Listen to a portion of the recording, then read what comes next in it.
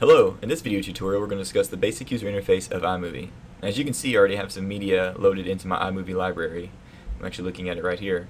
To create a new project, what you'll want to do is press the plus button up here at the very top. Press the plus button. It's going to ask you if you want to choose between a movie or a trailer. The movie gives you a lot more control options. For example, it allows you to import video, photos, and music, whereas a trailer has a preset template that you can plug your video right into. I'm going to choose the movie option for this tutorial. It's going to ask me, do I want to select a theme? I'm going to choose my theme. I can look through these different types of themes here, and if I don't want to use one of these themes, I can just simply choose no theme. Once I have no theme selected, I'm going to go ahead and press create, and it's going to ask me to save my movie. In this case, I'm going to name my movie Sample,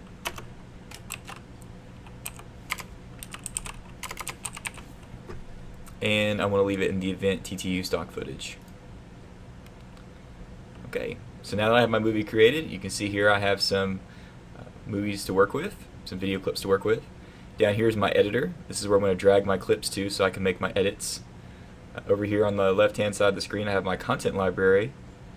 This gives me access to transitions, titles, maps and backgrounds, access to my iTunes library.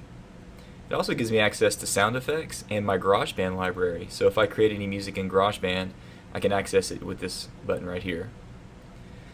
Up here to the top, I can share my workout once I'm finished. Theater mode is just an option of being able to view your videos that you've created or you're currently working on. Over here towards the right hand side of the screen, above the preview window, here you have Enhance. This will enhance the video footage. It'll basically bring up your brights and enhance the intensity of your shadows. You also have access to Adjust, and this gives you some finer details. For example, you can go through and you can color balance your footage. You can also look at color correction as well. You have the ability to crop video. When you get into cropping, you also have the ability to adjust and add a Ken Burns effect if you're looking at a photo as opposed to video, which we'll discuss a little later. You have the ability to stabilize the clip. So if the video footage is a little rocky or a little not stable, you can use this to stabilize the clip. You also have access to sound and sound effects. This gives you access to the ability of reducing background noise, and you can adjust the equalizer. The turtle gives you the ability to increase or decrease the playback speed. You can also reverse the playback speed. You also have access to video effects, which in this case you can see these types of video effects. You also have audio effects as well, and this will change the sound of your audio as you go through.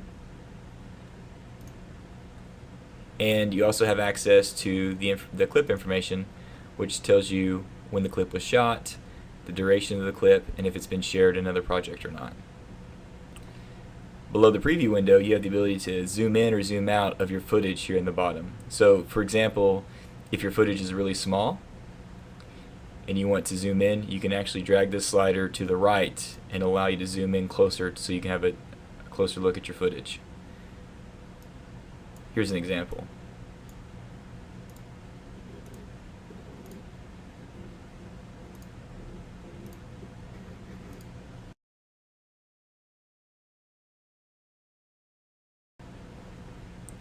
So if I drag this slider to the left, as you can see, it zooms out from the footage, and if I drag this slider to the right, you can see I'm zooming into the footage.